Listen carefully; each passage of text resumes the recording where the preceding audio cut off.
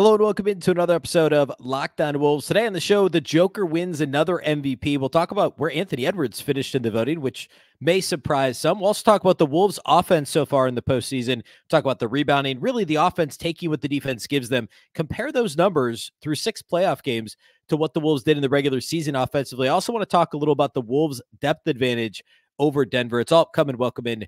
You are Locked On Wolves.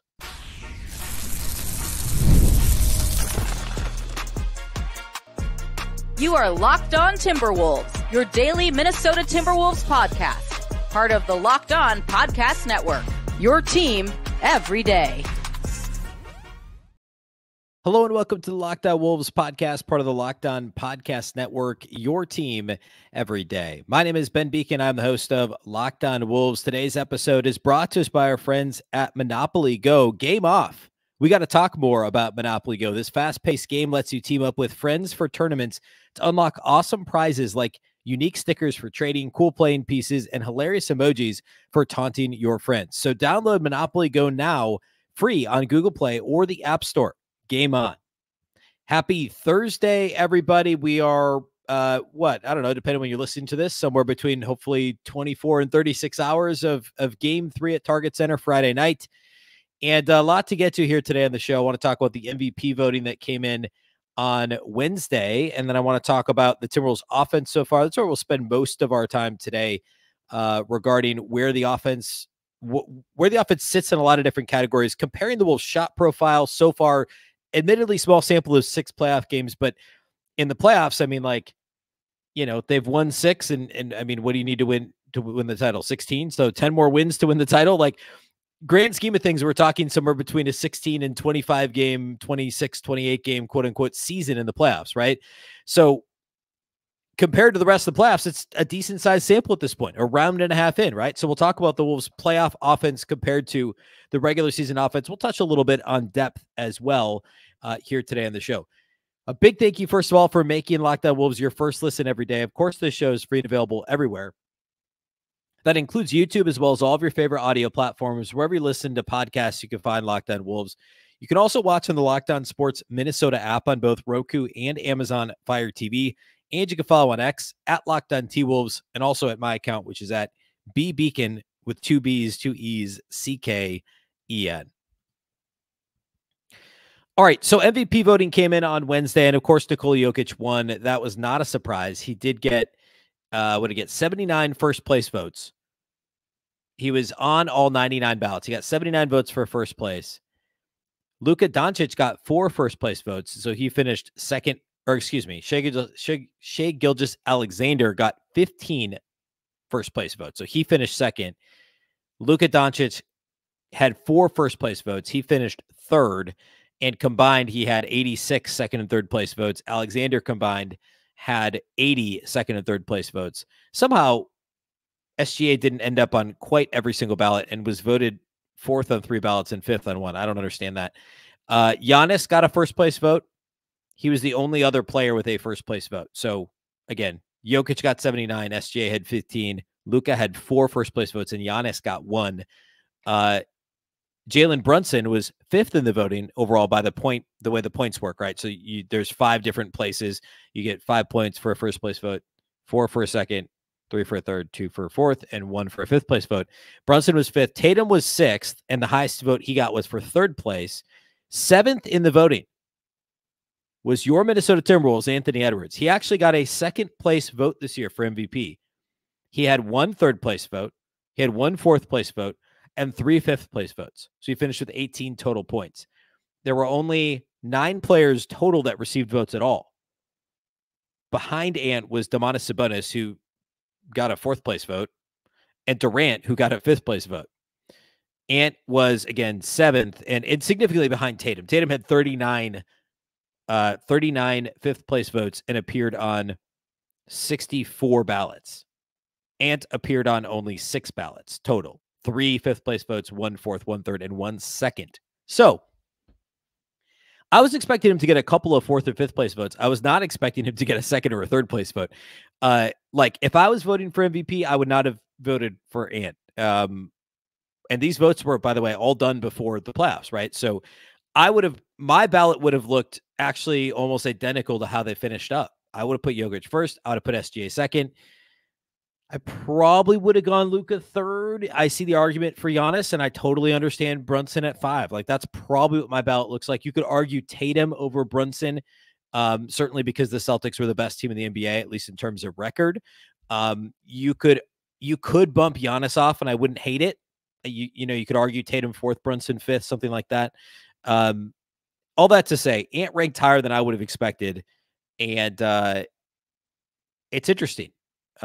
Like, we'll see what kind of impact this year's playoffs has on the voters next year for next year's MVP award. If the Wolves are a 50-plus win team again and Ant continues his ascension, like, people are going to think back. I know that's not how this works, but it is also kind of how it works, right? The recency bias, what guys do, the career, the body of work plays into it as well. So all that to say, good for Ant to be on the ballot. Congrats, obviously, to Jokic for winning another one. And SGA, I thought SGA would be a little bit closer in the voting. I thought he'd get more than 15 first place votes. But I don't know. I'm good with how the ballot turned out. Okay, let's talk Timberwolves offense. And the idea here is, so on the Minnesota basketball party, which we do every Wednesday, and hopefully you listen to that. It's actually the episode prior to this one if you're listening on audio. If you're on YouTube, hop over to Locked On Sports Minnesota. We do every Wednesday, the basketball party. A few of us, Jack Borman from Canis Hoopus and Ron Johnson, The Ron Johnson Show, Reggie Wilson from Care 11, and hosted by Sam Ekstrom. And we talked about what's been more impressive this playoffs, I should say, this postseason, the offense or the defense. And my answer was, well, the defense is what's capturing the eyes of the NBA nation and the the airwaves of podcasts and YouTube, etc.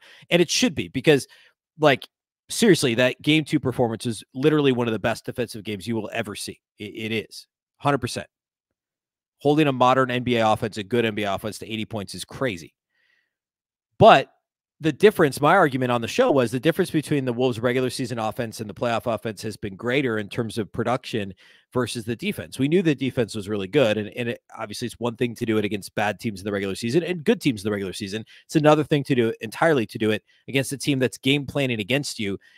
Phoenix knew they were playing at least 4 games in a row against Minnesota. They couldn't figure it out. Denver knew after game 1, hey, we've got game 2 in a couple of days, and they couldn't figure it out, right? So it's a different thing entirely, and I get that. But the difference between what the offense did in the regular season and what the offense has done so far in the playoffs, to me, is a little bit more significant. So what I want to do is I want to look at the shot profile, the types of shots the Wolves are getting. I want to look at a couple of other, really the 4 factors, right? So the type of shots they're getting, their effective field goal percentage, how they're converting on those shots. I want to look at their offensive rebound rate. I want to look at their free throw rate, and also the turnover rate.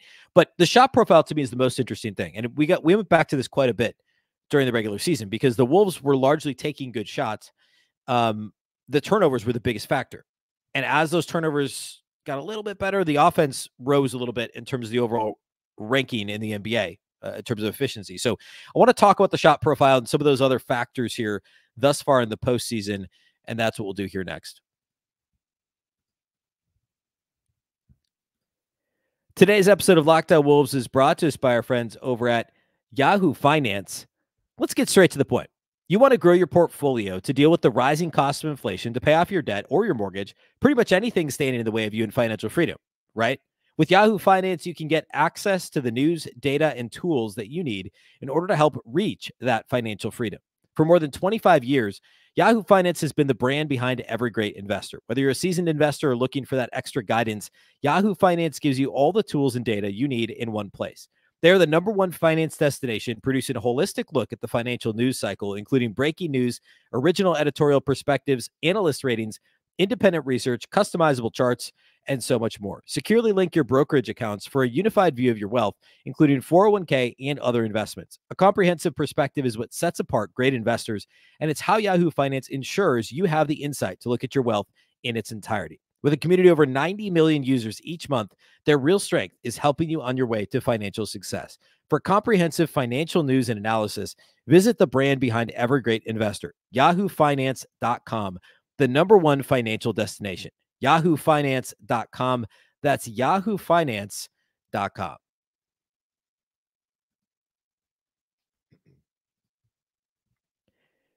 Do you watch Fox Sports or ESPN on your TV all day?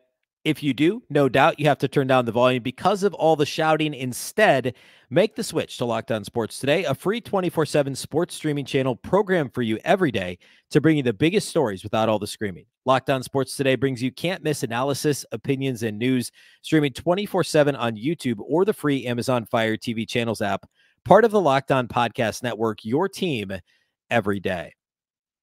All right.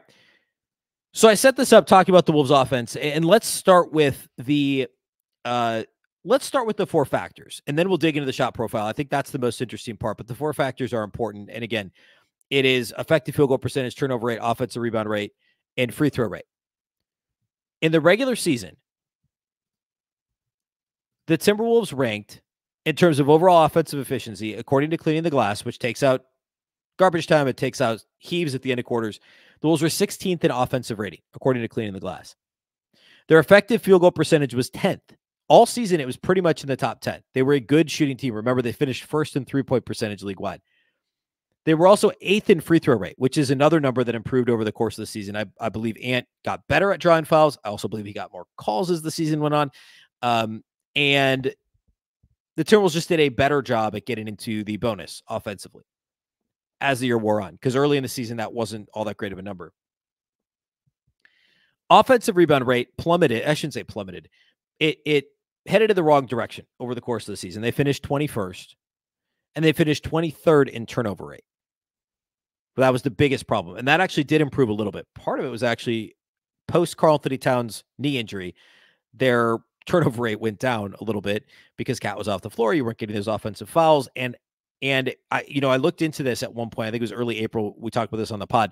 The actual number of passes per game, it didn't go down for Minnesota with Cat off the floor. So it's not like the ball movement went down. It's not like they were just playing ISO ball with Ant.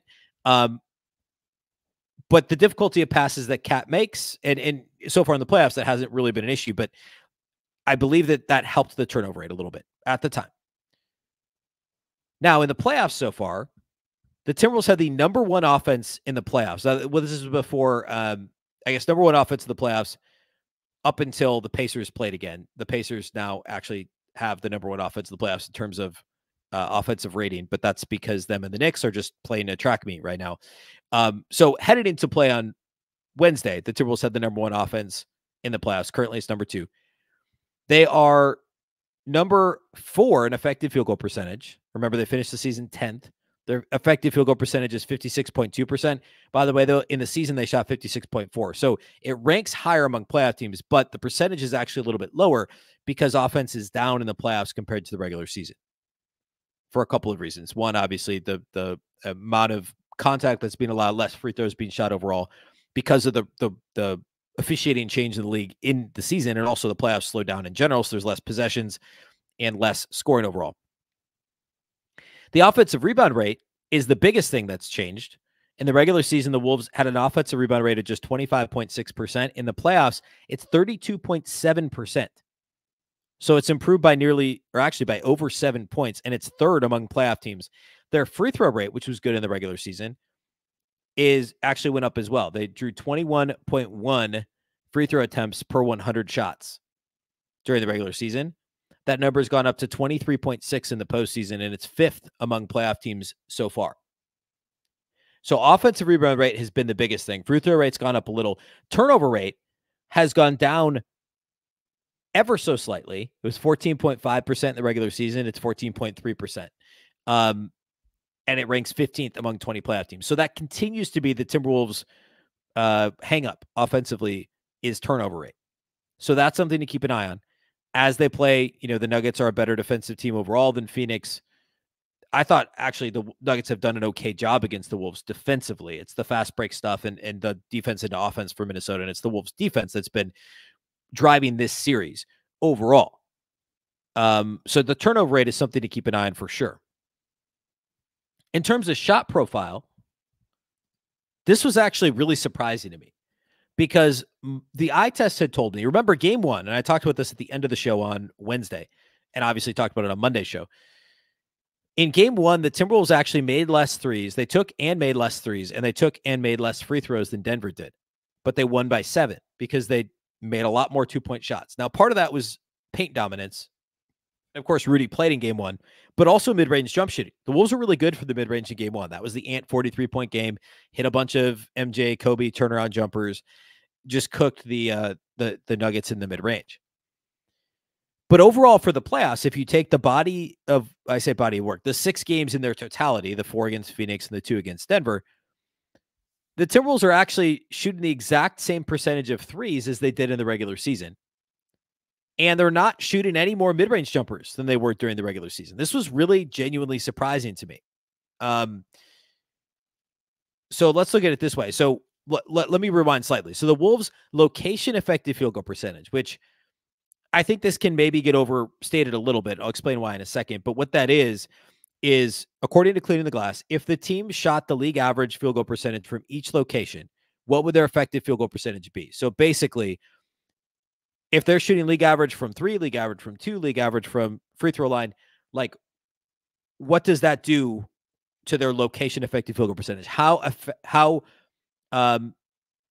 What's the quality of shot they're getting, I guess, is maybe a better way to say that. In the regular season, the teams toward the top of that rank were Cleveland, Orlando, Indiana was up there, San Antonio. So teams that weren't necessarily dominant offensively. Cleveland was good, but Orlando, San Antonio, Houston, Memphis is up there. The Wolves were 8th.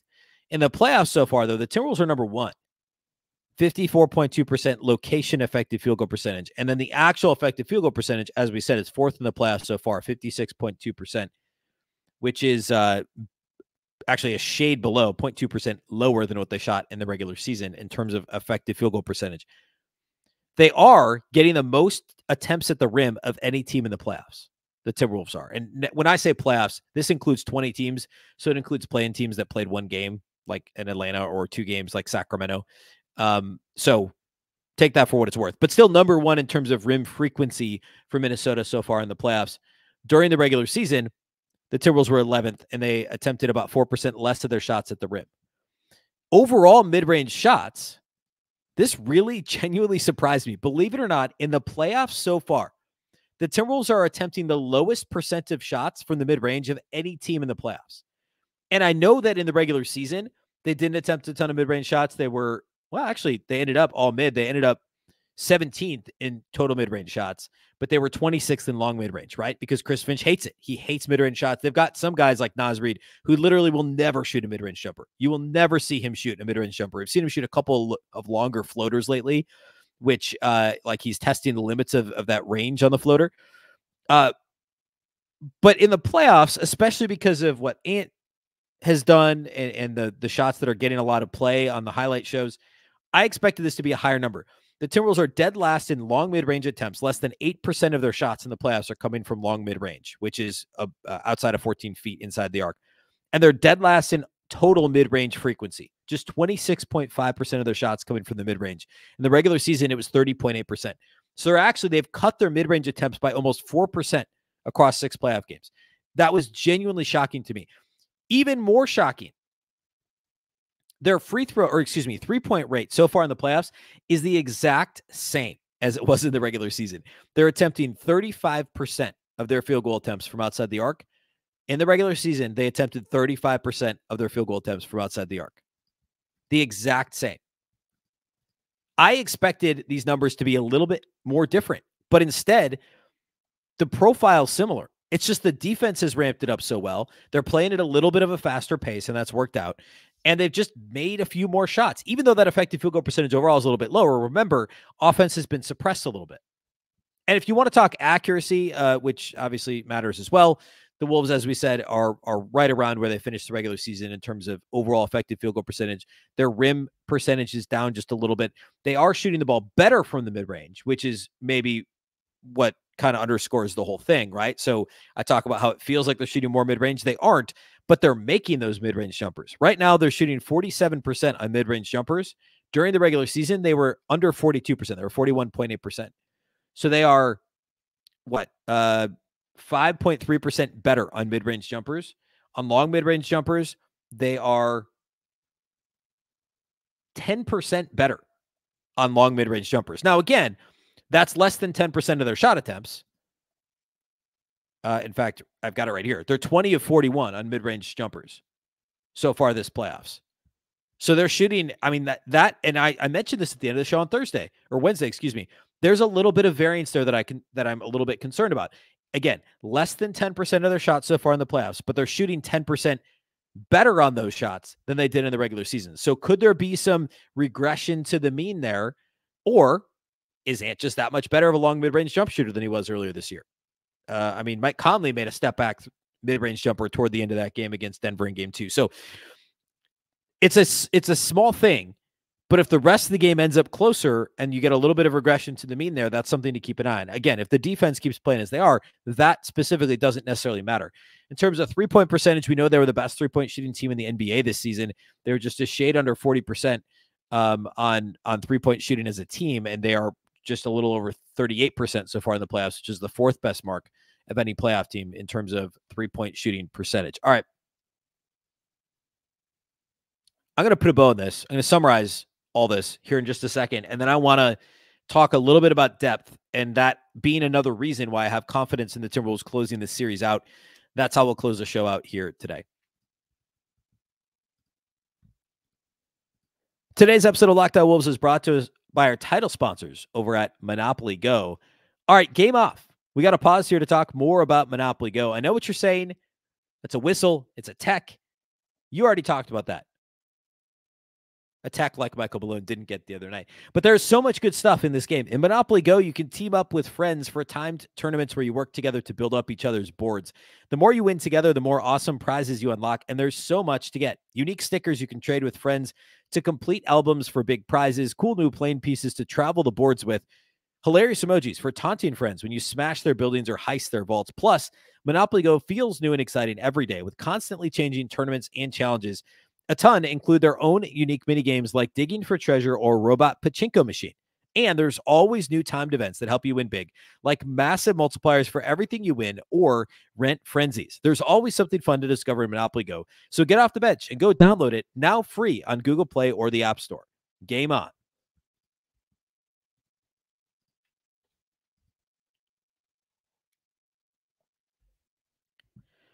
All right. Putting a bow on the offensive stuff I just talked about. The cliff notes here are the Timberwolves' offensive profile looks very similar.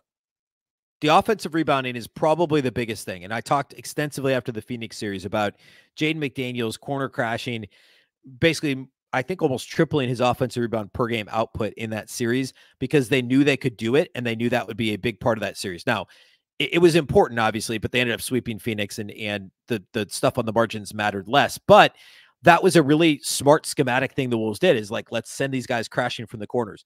Offensive rebounding in this series against Denver is important simply because you don't want to end up in a 5-on-4 with Jokic leading the break the other way. And on the flip side, Aaron Gordon's going to get some offensive rebounds. Jokic is going to get some offensive rebounds. Michael Porter Jr. is going to wreak havoc on the glass at some point in the series. So the Wolves need to maintain a rebounding edge. And I talked about that as one of my predictions. I thought the Wolves would out-rebound the Nuggets in this series impressively, like unexpectedly, really. And so far, the Nuggets got a ton of offensive rebounds in game 2. It didn't matter because of the margin, but also it was because they just missed a ton of shots. There were a lot of offensive rebounds to be had. There were a lot of blocked shots. The Wolves blocked, 12 shots in that game, I think. So all that to say, the offensive rebound rate is maybe the biggest thing so far that's gone the Wolves' way, differently than the regular season. The turnover rate's roughly the same. The effective field goal percentage is roughly the same. The free throw rate's been a little bit better, but that was improving as the season went on, and that's just a function of they're doing a good job of defending without fouling, and Ant just being really aggressive, getting downhill. And this is without Rudy drawing a ton of fouls, and Rudy not even playing in one of the 6 games. So, and usually he's has the Wolves basically their highest free throw rate. So impressive there. The shot profile's almost identical. They're making a lot more 2-point shots, mid-range twos. That's the biggest thing. That's the biggest difference. So they're making more twos. They're generating more opportunities with offensive rebounds, and they're getting to the line a little bit more. And that has buoyed this offense, which has been basically the best offense in the playoffs to this point. The Pacers have a slight edge in points per 100 possessions or offensive rating, in the wake of their yet another track meet, I guess, against the Knicks. All right. Depth. Let's talk about depth real quickly. So last season, the Denver Nuggets had a depth advantage over not only the Wolves, but basically everybody else in the playoffs. So it was a combination of solid depth. Yeah, I would say above average depth, certainly last year. And then also having the best player in the league. They had so much depth last year. Like it seemed like a luxury when the Wolves were losing in the first round to Denver last year. It was like, man, Christian Brown's getting minutes and playing well. Like he's going to be next man up for them. But like they were relying heavily on Bruce Brown, and he was one of my favorite Timberwolves offseason targets.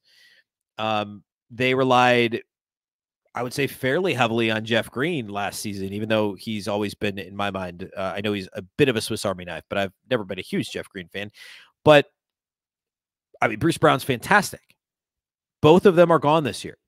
So who is elevated into more important roles? Christian Brown, Peyton Watson, a little bit of Justin Holiday. Early in the season, and I talked about this previewing the series when I went back and rewatched all the regular season matchups. In that first game between the Wolves and Nuggets on November 1st, I mean, Julian Strawther and Zeke Naji were seeing rotation minutes. Those guys have been out of the rotation for a minute for the Nuggets.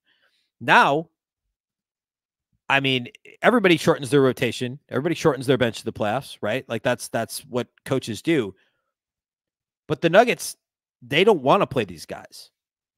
Peyton Watson played 6 minutes in game one in a close game. Christian Brown played 19 minutes. I don't think he was all that effective. Game two, Reggie Jackson played 10 minutes and then he got hurt. Christian Brown only played 11 minutes.